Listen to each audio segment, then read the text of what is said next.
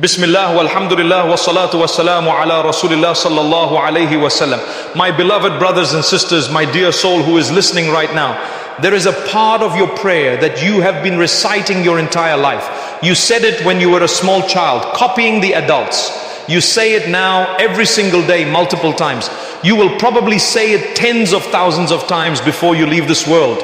Yet for most people, that part of the prayer passes like a blur. You stand, you bow, you go into prostration, you sit, you start moving your tongue, the sounds come out, your mind is already half outside the prayer, and before you even realize what you said, you are giving your final greeting and walking away. Then later, when your heart is quiet, a thought visits you. I just prayed, but did I really talk to Allah? Did anything actually move inside me? Or did I just perform a sequence of actions again? You start to feel guilty. You hear reminders about humility and presence in prayer. You see people crying in sujood. You see someone sitting in that final part of the prayer, still and focused, and you wonder, how do they do that? Why can't I? A part of you is scared to admit this. You think, maybe my heart is just hard. Maybe I am not capable of deep prayer. Maybe I am too distracted, too sinful, too far gone. Listen very carefully now. The problem might not be your faith. The problem might not be that you are just a distracted person. The problem might be that no one ever truly told you what is hiding inside those words you are rushing. There is a secret in that final sitting, in the words you recite there, that can change your entire prayer. Allah describes the successful believers in the Qur'an by saying in meaning, successful indeed are the believers, those who are humble and present in their prayers. Quran 23, 1-2, meaning, and he warns in another place, so woe to those who pray yet are careless and heedless about their prayers. Quran 107, 4-5, meaning, he did not say woe to those who do not pray at all. He said woe to those who pray but are careless. That means it is possible to pray on the outside and be empty on the inside. We think the value of our prayer is in how long we stand or how beautifully we recite. But the early Muslims feared something deeper. They feared standing in front of Allah with a body present and a heart absent. That final sitting in the prayer is where your presence is tested the most. Why? Because it is the moment when the conversation becomes the clearest. You have already bowed. You have already placed your forehead on the ground. It is as if Allah is now saying to you, you have humbled yourself, now speak. And what do we usually do? We rush. We do not pause. We do not feel. We move our lips with words that shake the heavens while our hearts barely notice them. No wonder our prayer often feels heavy. No wonder humility feels distant. When the main conversation becomes background noise, the connection naturally breaks. But what if you realized who those words are actually addressing? What if you knew how carefully they were taught and corrected? What if you understood that in that sitting you are not just ending your prayer, you are standing in the center of your faith? There is a narration from the early Muslims that shows how serious this moment is. They said that before the final wording of that sitting was taught, some of them used to say in prayer, peace be upon Allah from His servants. It sounds respectful, does it not? It sounds loving. It sounds like the way we greet each other. But the Prophet Muhammad, peace and blessings be upon him, stopped them, not harshly, not to embarrass them, but to teach them a truth many of us still have not fully absorbed. He told them that Allah is peace. Allah does not receive peace in the way creation does. He is the source of peace. He is not addressed like His servants are. He is beyond being greeted as if He were in need of safety or well-being. This was not just about correcting a phrase, it was about teaching the etiquette of standing before the Lord of all worlds. Not every kind, respectful word is suitable in that position. The prayer has its own language, its own honor, its own way of speaking. Then He taught them and us the words that you and I still say in that final sitting. When translated in simple English, they begin with something like, all greetings, all prayers, and all pure words belong to Allah. This is much bigger than hello or peace be upon you. This is a complete surrender of honor. In that one sentence, you are saying every form of honor belongs to you, Allah. Every act of worship is for you, Allah. Every clean word, every sincere deed, every pure intention, it all belongs to you. You are not greeting Allah. You are placing everything you are and everything good you have in front of Him. You are emptying your hands and saying, my Lord, I own nothing of real value.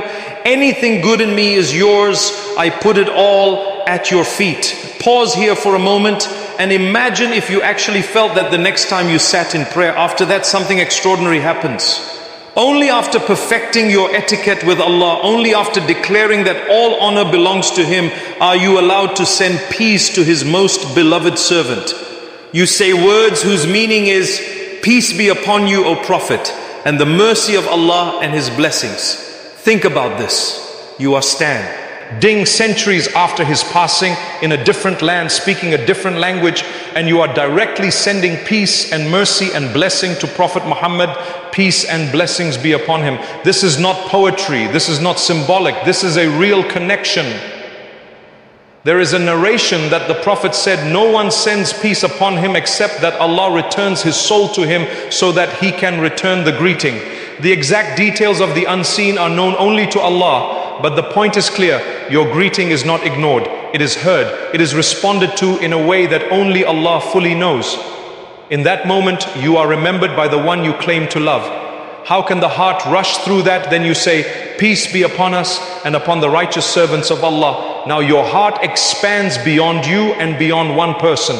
In one sentence, you are asking for peace for yourself and sending it to every righteous servant of Allah, the believers on earth that you know and those you will never meet, the angels in the heavens, all those who are close to Him in ways you cannot see. There is a narration that this phrase reaches every righteous servant of Allah. Imagine the scale of that greeting. Your small prayer place becomes a point of connection between you and every sincere soul. You stand alone on your mat, but your words travel wider than you can imagine. Only after that do you say the testimony again. I bear witness that there is no God except Allah, and I bear witness that Muhammad is His servant and messenger. This is not a random conclusion. This is you restating the sentence that made you a Muslim in the first place. If this prayer was your last on earth, these words would be the final signature of who you are. Your entire identity is being sealed. My Lord is Allah. My role model and messenger is Muhammad. My family are the righteous servants. My honor, my worship, my pure deeds all belong to Allah. Do you see now why that sitting is not a formality before you say goodbye and get back to your life?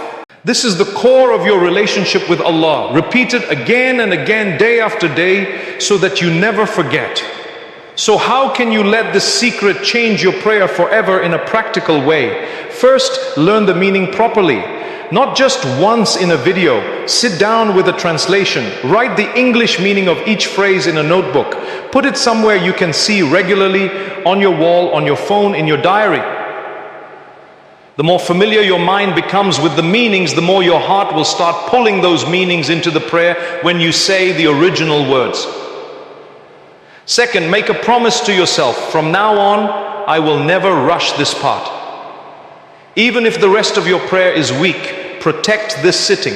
When you reach it, slow your tongue down. If you find yourself speeding, gently pull yourself back. Tell yourself, this is the most important conversation of my day. I can give it an extra few seconds of presence. Third, use your imagination for worship, not only for worry. When you start the sitting and you say, all praises, prayers, and pure words belong to Allah.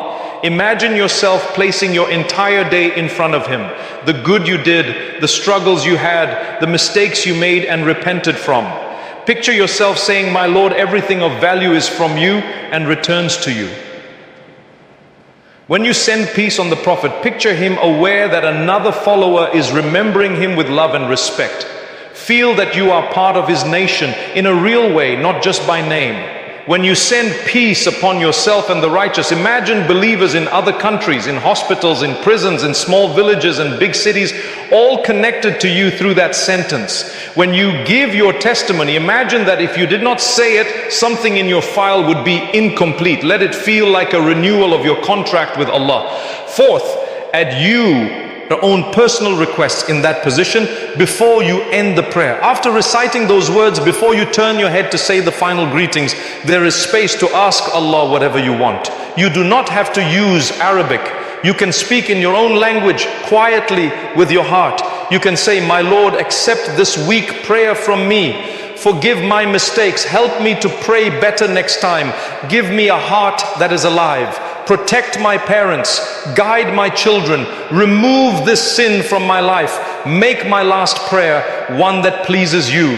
This turns that sitting from a formula into a real living conversation. Fifth, organize your environment so your mind can follow your heart. Leave your phone away from your prayer space. Tell yourself no checking messages until after you finish and make your personal supplications. Choose a spot that is as distraction-free as possible. You cannot control everything around you, but you can send a message to your own soul that this meeting matters more than notifications. Sixth, ask Allah daily to make this part of the prayer sweet for you. Say at any time, "My Lord, let me taste the sweetness of these words. Do not leave me praying them on autopilot. Bring my heart back into my salah." You are not weak for asking for help in worship. You are strong because you know you cannot do it without Him. Now imagine this. One day you will pray your last prayer. You do not know when. None of us do. It might be at night before you sleep. It might be at noon in a hurry. It might be a quick prayer between tasks. It might be a slow prayer on a calm day. At the end of that final prayer, you will sit and recite these words one last time. How do you want that moment to be? Do you want your final sitting to be rushed, empty words your tongue says and your heart ignores? Or do you want your final sitting to be slow, full of awareness, full of honor, full of real connection to Allah, His Prophet and His righteous servants? Every time you sit in prayer now, you have the chance to practice for that final moment. Let your heart join me in this supplication. O Allah, you are the one who allowed us to stand before you in prayer. You taught your messenger how to speak to you, and he taught us. We admit that we have rushed, that we have been distracted, that we have prayed without thinking. O Allah, forgive us for the prayers we treated like a task list. Forgive us for the times we sat in that honored position and let our minds be somewhere else. Forgive us for saying great words with small attention. O Allah, teach us the true meaning of what we say when we sit. Let us feel that all honor belongs only to you. Let us feel real love when we send peace to Prophet Muhammad. Let us feel real care for others when we send peace to the righteous. Let us feel real certainty when we testify that there is no God but you and that Muhammad is your servant and messenger. O Allah, make our prayers alive. Bring humility back into our salah. Let our hearts arrive in front of you before our tongues move.